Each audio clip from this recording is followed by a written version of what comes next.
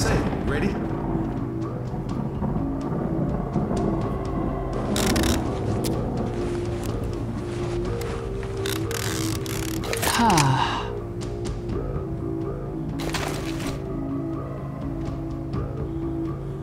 Players need to learn from their mistakes as quickly as possible. In early versions of Left 4 Dead, if survivors failed a campaign at any point, we just put them right back at the beginning and made them play the whole thing over again. That meant that if the team dies in the last level, it'll be close to 45 minutes before they ever get back to that map to try something new. This made it hard for players to remember exactly what they'd done wrong, and so it was hard for them to decide what they might want to do differently. So now, when a team goes down, we just reset to the beginning of the level that they died on. This gives them a lot more freedom and flexibility in how they approach the most challenging sections.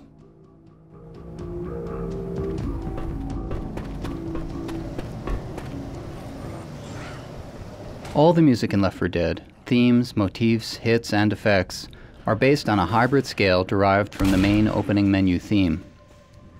This theme, representing the near death of humanity as it fades to a distance only to be accessed through a radio, is an incremental melodic modulation, collecting up all the notes used along the way. The scale is not absolute, and some notes outside the scale are used occasionally to achieve even greater dissonance. But by using the singular and very chromatic scale, almost any piece written in it will generally dovetail pretty decently with any other. At the very least, the pieces seem to spring from the same musical universe.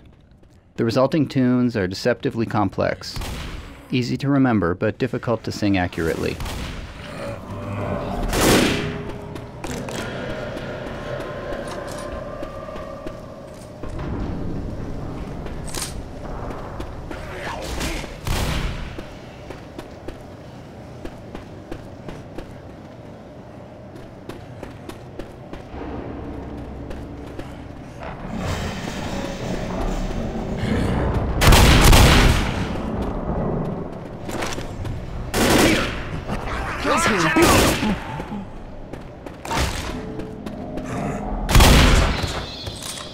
When players are moving through the world in a panic and trying to coordinate with their team, the last thing you want them to worry about is which key lets them crouch so they can scramble into a vent. Throughout the game, we tried to simplify movement controls so that players could enjoy the terror of the experience with as little frustration as possible. Here, and at similar obstacles, we make the survivor crouch automatically when they come to a vent. Wherever possible, we try to keep these decisions invisible to players, to keep the illusion that they're moving through this frightening world on instinct without ever thinking about controls.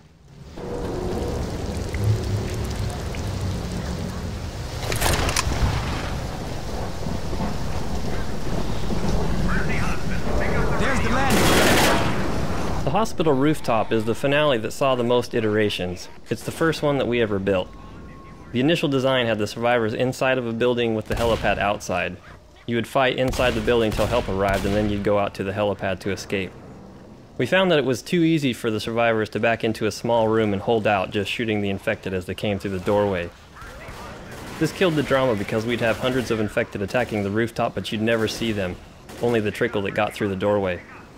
We learned through playtests that survivors have a natural tendency to climb up on things. It's like the infected are a flood, and survivors are always trying to get to high ground.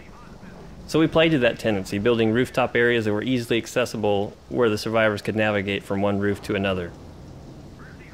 Knowing that survivors want to get to high ground, we can anticipate how they'll approach the map, and we can design around that. For example, the infected can scale rooftops from all sides so the survivors can never back into a corner where they're safe. As a bonus, survivors get to actually see the infected running at them from a long distance away, which is a lot more dramatic than shooting at them as they pile through a doorway.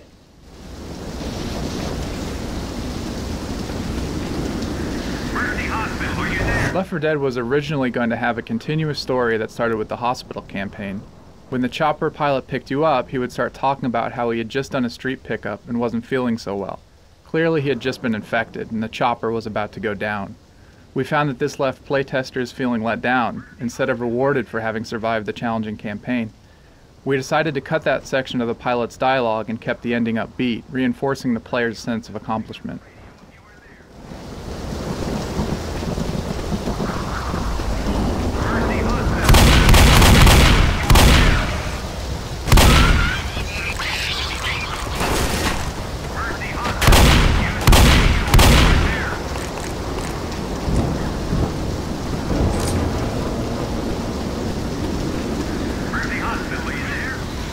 The tank is an awesome presence on the battlefield. It's the only zombie that can withstand any amount of direct fire. To successfully combat a tank, the survivors need to work together and focus on their target, and even then the chance of catastrophe is high. With all of this power, it's a huge reward when a player gets to play the tank. We wanted to create something that rewarded player performance so it would feel fair, but we also wanted to make sure that it didn't generate a feedback loop, where one player would always end up being the tank. Often when trying to solve a game design problem like this, it's good to look at mechanisms that exist outside of the gaming world that solve the same problems. That way our players will instantly understand the mechanism at play, and we can tap into the same excitement that might already exist for the external mechanism. The tank raffle has the added benefit of announcing to the player zombies when the tank is created, and piquing anticipation for the most exciting part of the game.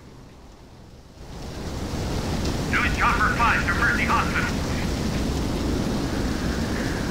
In early playtests, when players controlled the tank, we had a major problem with them not behaving in character, totally breaking the game balance of the tank and making him a game ender almost every time.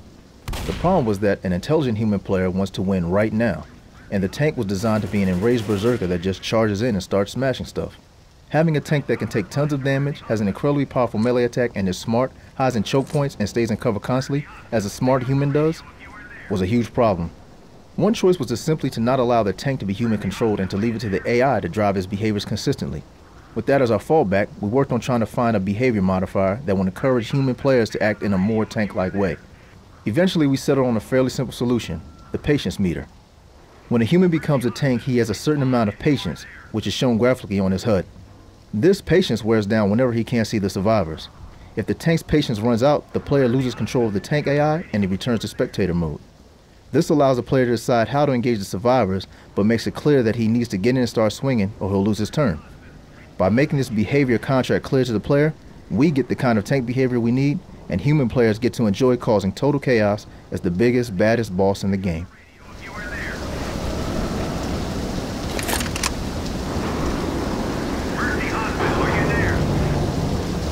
Highly cooperative and experienced survivor team can become very good at staying together and watching all around them, to the point that it becomes difficult for the zombie to cut the kind of chaos and panic that makes the game exciting. The smoker was created to forcibly pull this tight team apart. Moving just one survivor far out of position with a smoker tongue attack proved to be enough to break things up and bring the chaos back.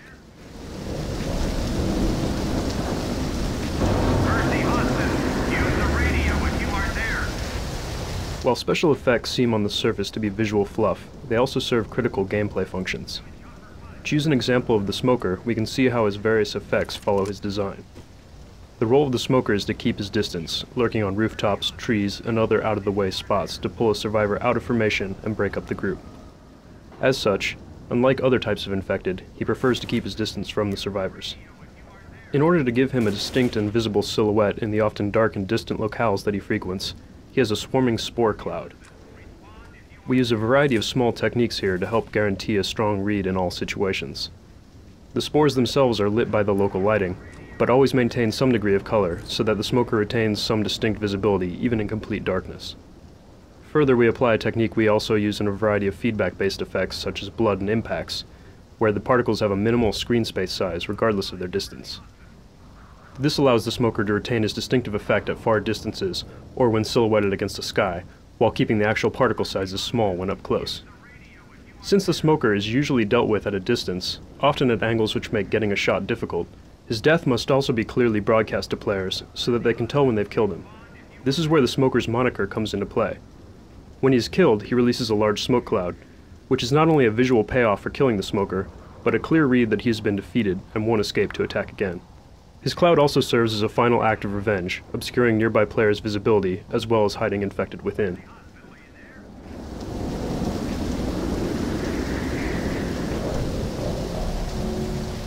We knew we wanted homemade weaponry for Left 4 Dead, and a pipe bomb seemed ideal. However, for a long time the pipe bomb wasn't very fun.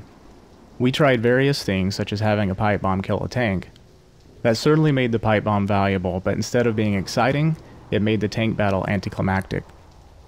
We also tried making the explosion radius much larger, but the instant explosion made it difficult to time perfectly to be effective against a mob rush. In the final months of development, one of the animators suggested the pipe bomb having a beeping, flashing light that attracted zombies. That added the missing fun element, an interesting and useful tactical choice for the survivor.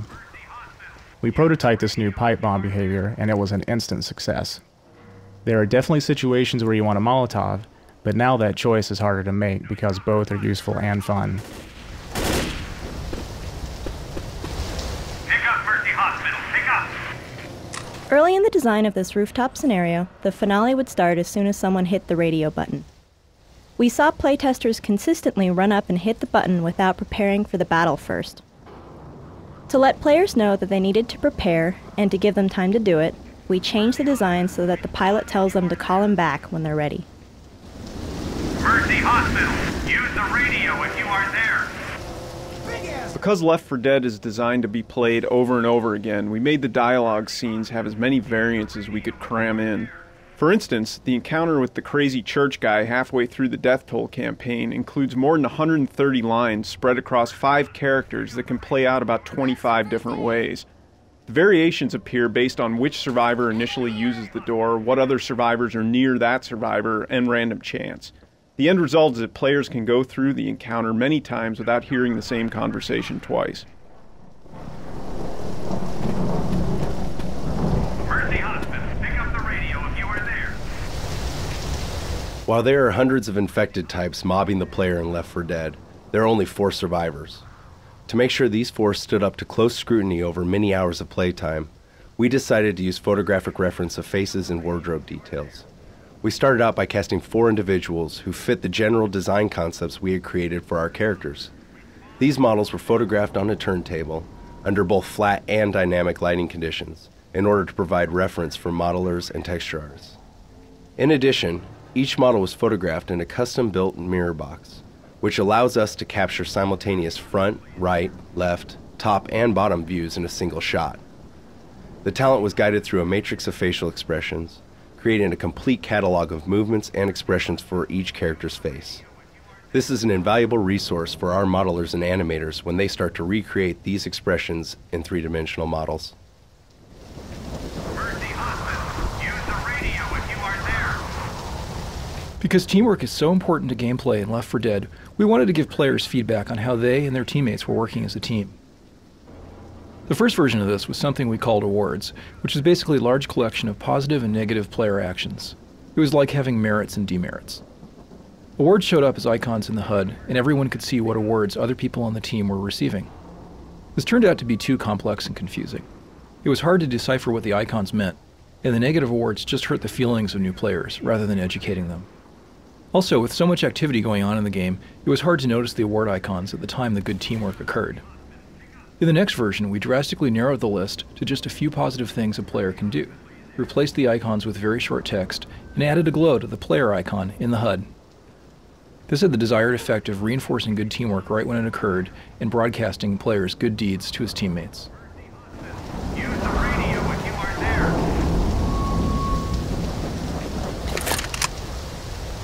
Mercy Hospital, use the radio if you are there. From the start, focusing on cooperation was a primary design goal of Left 4 Dead. Although other games support cooperative play, extremely few actually require it. There are many core game mechanics in our game that require cooperation to succeed. One of the first that we added was having your character collapse to the ground, incapacitated and unable to move when your health reaches 0.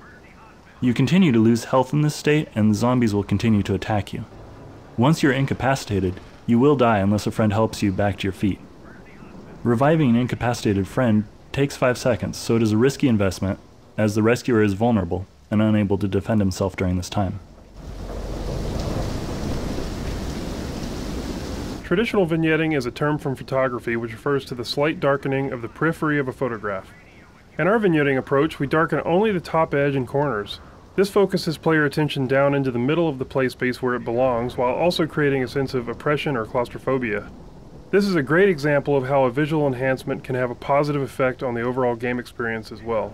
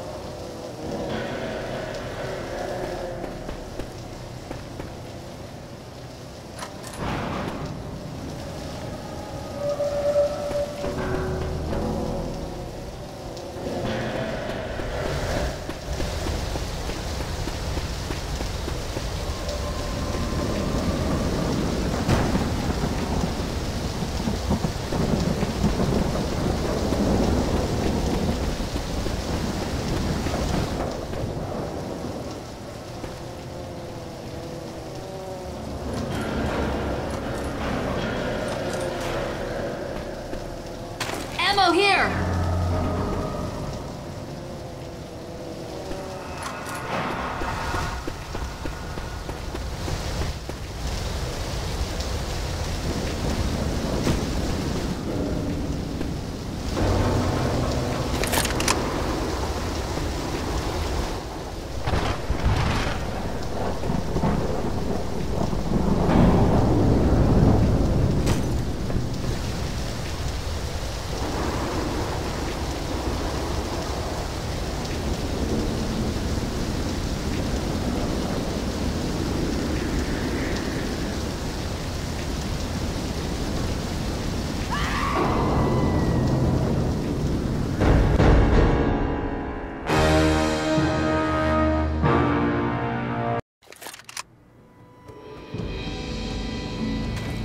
Let's get the hell out of here!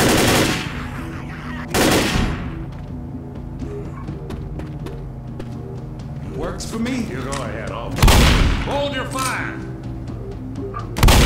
Knock it off, Zoe! What were you shooting?